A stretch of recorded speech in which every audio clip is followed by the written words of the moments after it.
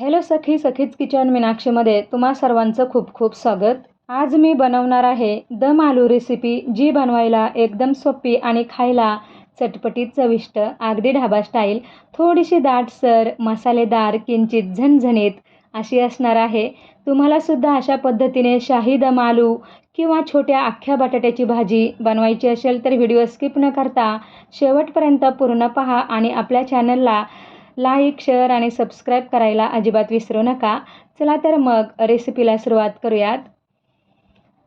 इथे मी हा मोठ्या आकाराचा टोमॅटो आणि मोठ्या आकाराचा कांदा अशा पद्धतीने कट करून घेतलेला आहे. 10 ते 12 लसणाच्या पाकळ्या घेतलेल्या आहे. अर्धा इंच अद्रक घेतलेला आहे. 2 हिरव्या मिरच्या उभ्या पातळ कट करून घेतलेल्या आहे. कोथिंबीरीच्या थोड्याशा काड्या आणि इथे कोथिंबीर घेतलेली आहे. काजू बदामाचे तुकडे घेतलेले आहे. 2 ते 3 बेडगी आणि काश्मीरी मिरचीचे तुकडे थोड्याशा पाण्यामध्ये भिजत घातलेले आहे. बिया काढून टाकायच्या. 3च पाकळ्या असलेलं छोटंसं चक्रफूल घेतलेलं आहे. 3 लवंगा, 3 मिरे, 2 हिरवी वेलची, 1 छोटा दालचिनीचा तुकडा आणि अगदी थोडीशी जावित्रीसुद्धा घेतलेली आहे. 1 तेजपत्त्याचं पान घेतलेलं आहे. 4 ते 5 चमचे धणे घेतलेले आहे. त्यामध्ये 1 चमचा जिरं आणि 1 चमचा बडीशेप घालून थोडंसं भाजून घेतले आणि आता याची पावडर करून घेतलेली आहे. छान अशी ताजी पावडर तयार झालेली आहे. यामध्ये अर्धा चमचा लाल तिखट घेतलेला आहे. अर्ध्या चमच्याला कमी थोडा गरम मसाला घेतलेला आहे. इथे मी हिंग घेतलेला आहे आणि 1 चमचा कसुरी मेथी घेतलेली आहे. यामध्ये मी तयार केलेला 1 ते 1.25 चमचा भरून धणे, जिरे आणि बडीशेपची पावडर घेतलेली आहे. आता हे सगळं साहित्य आपल्याला थोड्याशा तेलावर भाजून घ्यायचं आहे. सुरुवातीला खडे मसाले घेतलेले आहेत. त्यामध्येच आता काजू बदामाचे तुकडे घालायचे.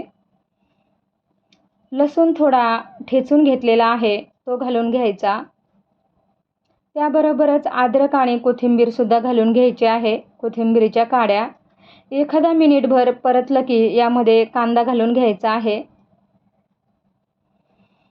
कांदा थोडा वेळ चांगला परतून घ्यायचा आहे, खूप लाल नाही करायचा. कांदा परतत असतानाच यामध्ये थोडंसं मीठ घालून घ्यायचं आहे. मीठ घातल्यामुळे कांद्याला पाणी सुटेल आणि बाकीचं साहित्यसुद्धा व्यवस्थित परतलं जाईल. यामध्ये आता मी टोमॅटो घालून घेतलेला आहे. कांदा खूप परतायची गरज नाही, लगेचच टोमॅटो घालायचा आणि सॉफ्ट होईपर्यंत शिजून घ्यायचा आहे, परतून घ्यायचा आहे. वाटल्यास यामध्ये एखादा चमचा पाणी घातलं तरी चालेल. आता यावर झाकण ठेवायचं आहे आणि सगळं साहित्य थोडं सॉफ्ट शिजून घ्यायचं आहे. यामध्ये जे चक्रीफूल आणि तेजपत्ता घातलेला आहे ते काढून टाकलं तरी चालेल, कारण त्याचा जो स्वाद आहे तो मसाल्यात उतरलेला आहे. पण बाकीचं जे साहित्य आहे ते सगळं बारीक करायचं आहे. आता गॅस बंद करायचा आहे आणि हे सगळं कोमट होऊ द्यायचं. यामध्ये भिजवलेल्या मिरच्या घालून घ्यायच्या आहेत. इथे मी एकदम छोट्या आकाराचे बटाटे वाफवून घेतलेले आहे, उकडून घेतलेले आहे. फक्त 2 ते 3च शिट्ट्या घ्यायच्या, त्यापेक्षा जास्त नाही. लिंबाच्या आकाराचे बटाटे घेतलेले आहे, काही त्यापेक्षाही लहान आहेत. बटाट्याची साल अगदी व्यवस्थित सहज निघत आहे, म्हणजे अगदी व्यवस्थित उकडले गेलेले आहेत. खूप शिजवायचे नाही, शिजवताना काळजी घ्यायची. ह्या बटाट्याची चव खूप छान आहे.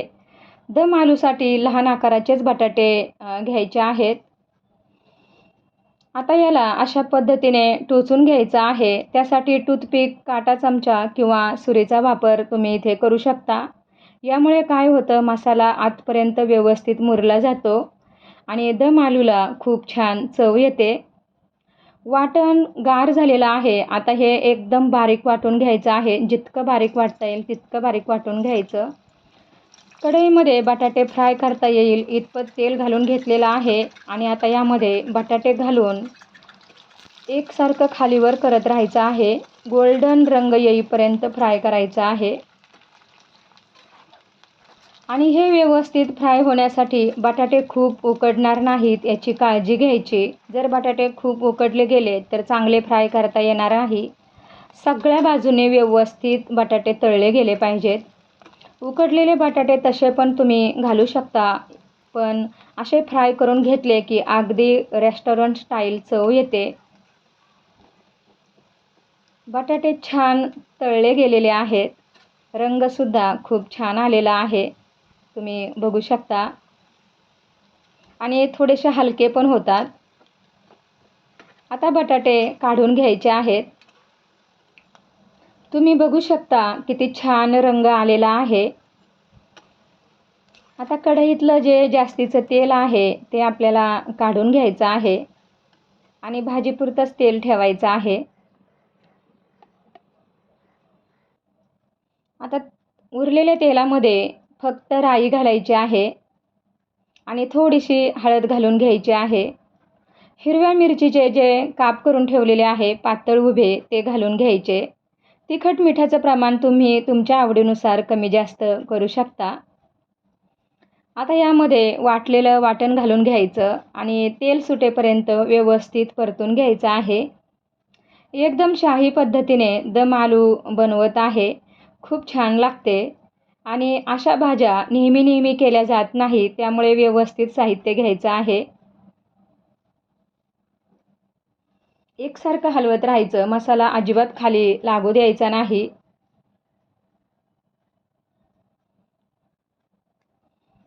मसाले परतत असतानाच यामध्ये जे कोरडे मसाले घेतलेले आहे ते सुद्धा घालून घ्यायचे आहे, म्हणजे ते सुद्धा व्यवस्थित परतले जातील.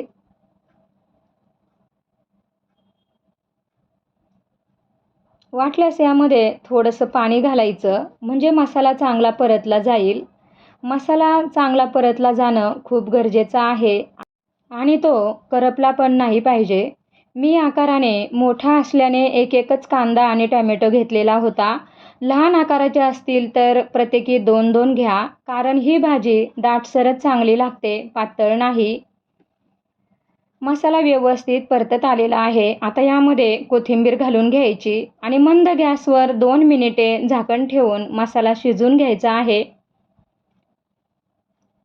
तुम्ही बघू शकता मसाल्याला खूप छान तेल सुटलेलं आहे आणि रंगसुद्धा छान आलेला आहे. पुन्हा व्यवस्थित मिक्स करून घ्यायचं आहे. आता यामध्ये 1 चमचा दही घालायचं आहे, घट्ट दही 1च चमचा घालायचं आणि 1 चमचा दुधावरची घट्ट साय घालायची आहे.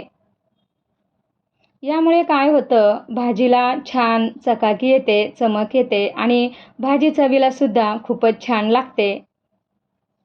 आता याचा सफेदपणा नाहीसा झाला की यामध्ये थोडीशी कसुरी मेथी घालायची आहे. परत थोडीशी कोथिंबीर घालायची आणि आता यामध्ये वाफवून पुन्हा फ्राय केलेले बटाटे घालून घ्यायचे आणि 1-2 मिनिट परतून घ्यायचं आहे. चवीपुरतं मीठ घालून घ्यायचं आहे. आपण कांदा परतताना मीठ घातलेलं होतं, त्यानुसार मीठ घालायचं आहे आणि मिक्स करायचे.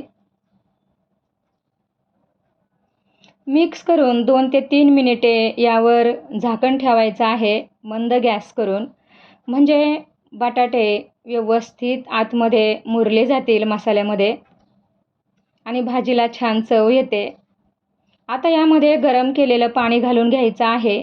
भाजी पातळ होणार नाही आणि व्यवस्थित शिजली जाईल इतपत पाणी घालायचं आहे आणि तसाही ही भाजी शिजायला वेळ लागत नाही. ही भाजी थोडीशी दाटसर आहे, त्यामुळे अजून थोडंसं पाणी घालून घ्यायचं आहे, कारण बटाटेसुद्धा अजून व्यवस्थित शिजून घ्यायचे आहेत आणि याला 1 उकळी फुटू द्यायची आहे.